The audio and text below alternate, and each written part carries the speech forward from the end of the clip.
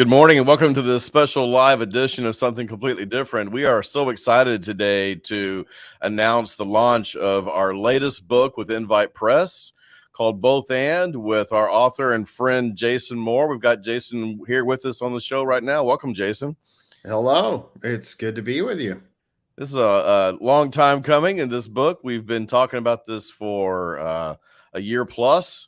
You've been working on this topic for much longer than that, though. So we're going to take a few minutes here on the show to talk about the book and a little bit about your ministry and what people can expect if they pick it up.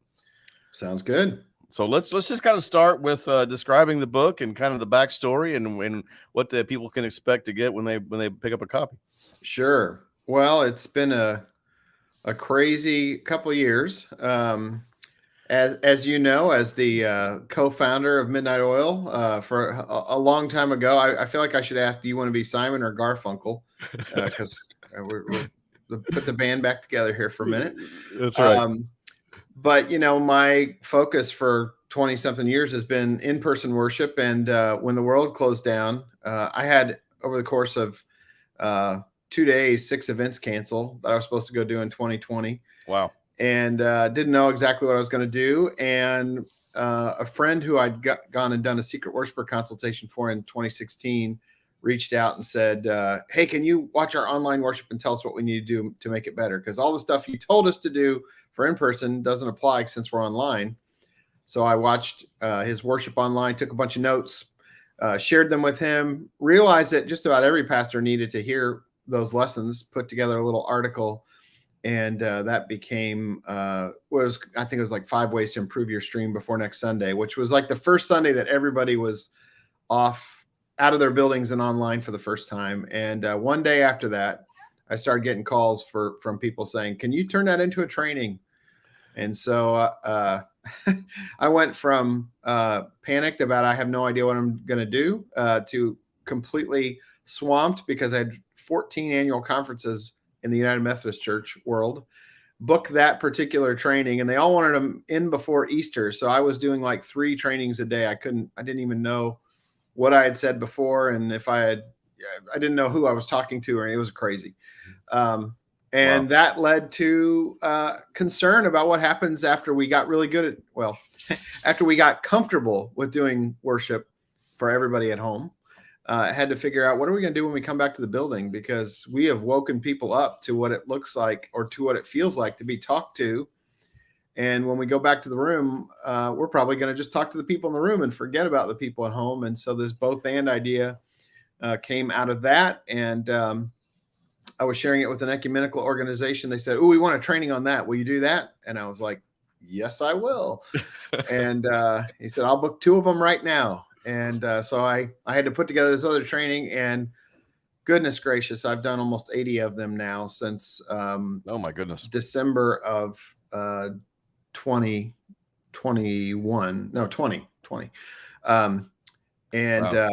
Anyway, that became the book. And yeah. Crazy. Like you mentioned, we've known each other for many years. For those who don't know, we former ministry partners, co-founded Midnight Oil together, worked at Ginghamsburg together prior to that. So, we've stayed friends on Facebook. And so from my perspective, just kind of watching your ministry and things that are going on, I just saw this thing just kind of blow up, and so you just hit the exact right timeliness in terms of the need and expertise and experience that you have in areas of technology and worship. It's just been a perfect fit. So it's been exciting to watch all that's been happening with your ministry these past couple of years. It has been as much of a surprise to me as it has anyone. Someone said to me last year, you're our Ezra for such a time as this.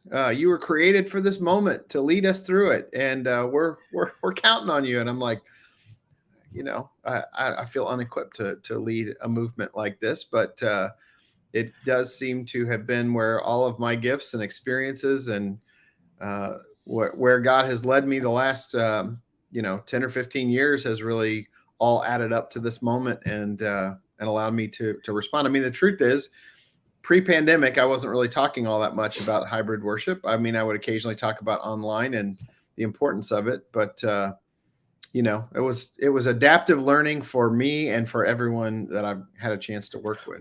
Well, speaking with my publisher hat on for a second, one of the things that's so appealing about this book is that it's field vetted. I mean, you've been working with people in the field, real world questions, real world problems, since the first day of the shelter in place began. There's a sample. That's one of our quotes from our mutual mentor and former boss, Mike Slaughter at Ginsburg. Yeah.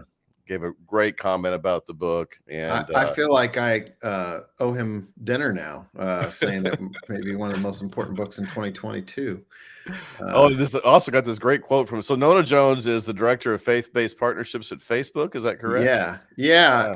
I have had this fun opportunity to do a few trainings along with Nona as sort of a panelist, or the last time we did something, we were panelists together, but we've both been speakers at events together because everyone wants to talk about hybrid. And wow, what an honor it was that she took the time. I believe she was even on a beach on vacation when she wrote this. So when I reached out, I thought, no way she's gonna, no way. And yeah, she is generous.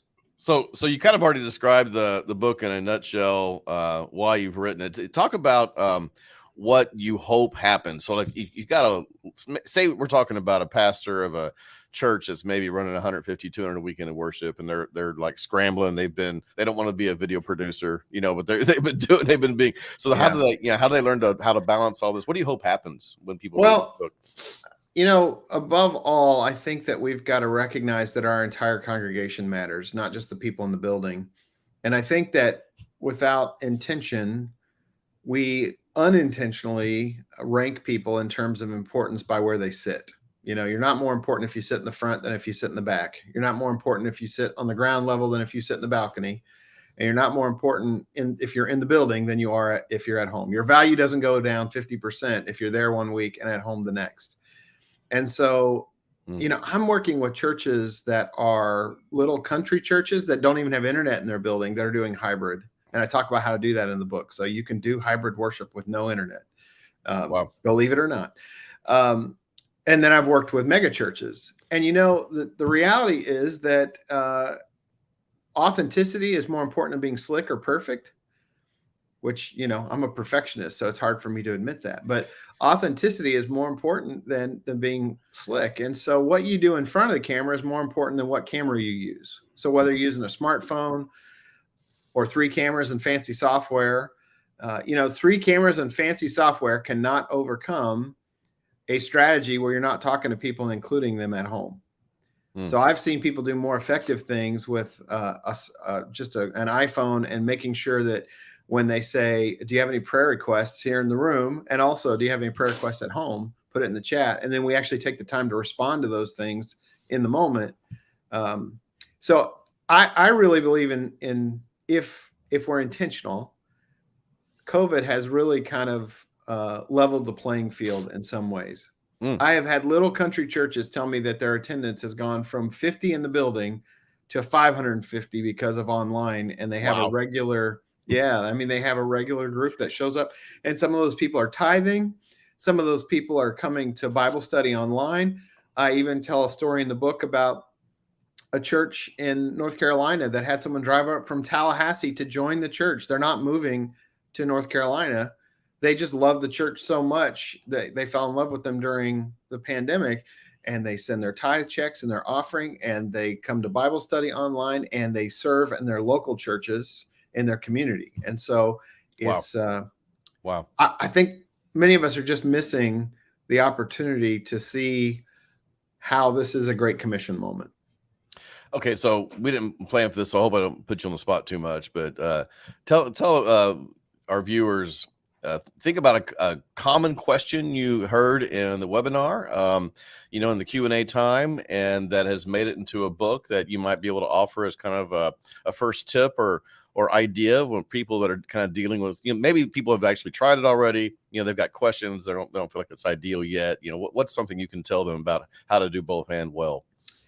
Yeah, it's a great question. I think the probably the most burning question, it's definitely in the top 10, is how do we measure our reach or success now?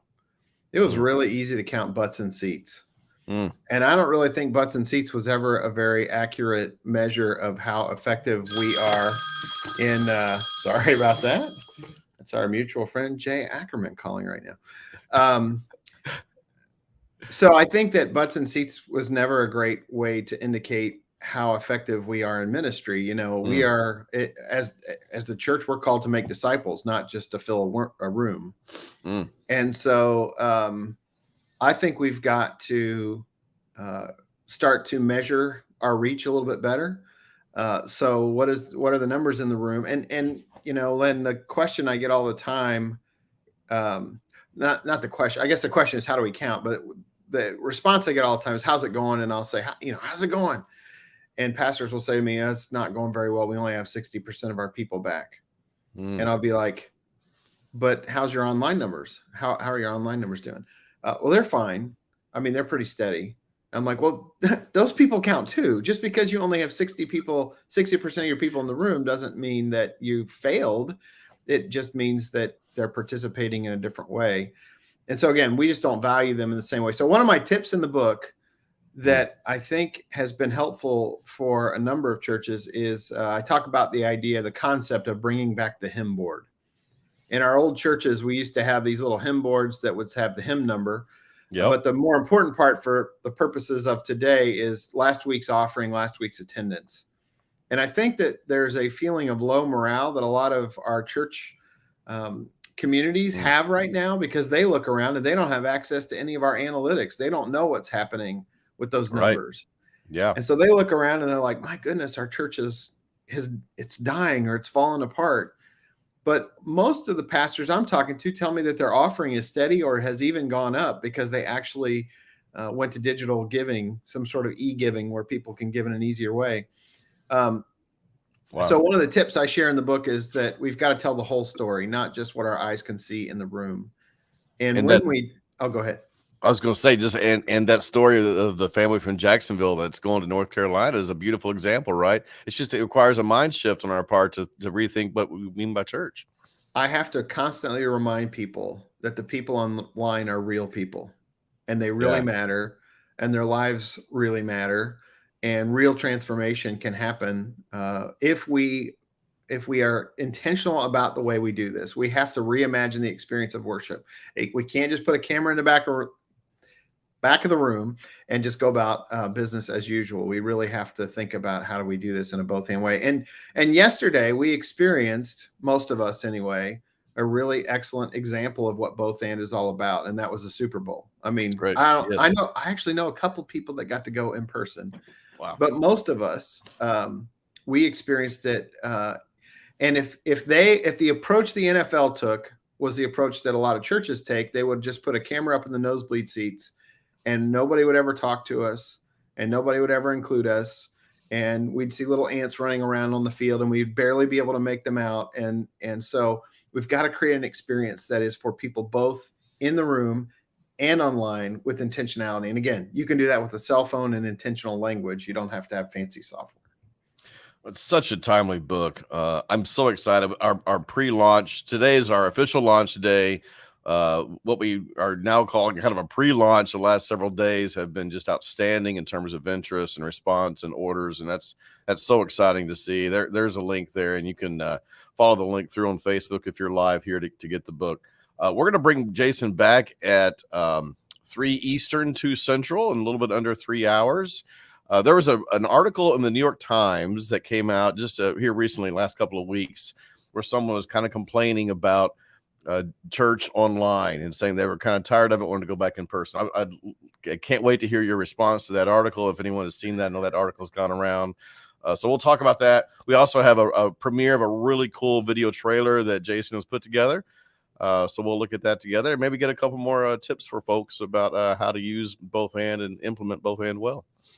That sounds great. Well, we'll see you back here at 3. And I do want to just offer a huge shout out of thanks to all of the folks on my my launch team who have been passing all around links and telling people about the book and celebrating it and all that. You all are incredible, and I am grateful for you. So I do hope you'll come back at 3. I got tagged, Len, maybe 5 or 6 different times when that article came out. Everyone wanted to know what my response was.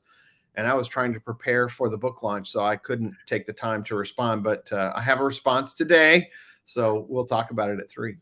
Awesome. Great deal. I look forward to it, and we'll see you back here shortly. Thanks, Jason. Talk to you soon. All right. Thank you.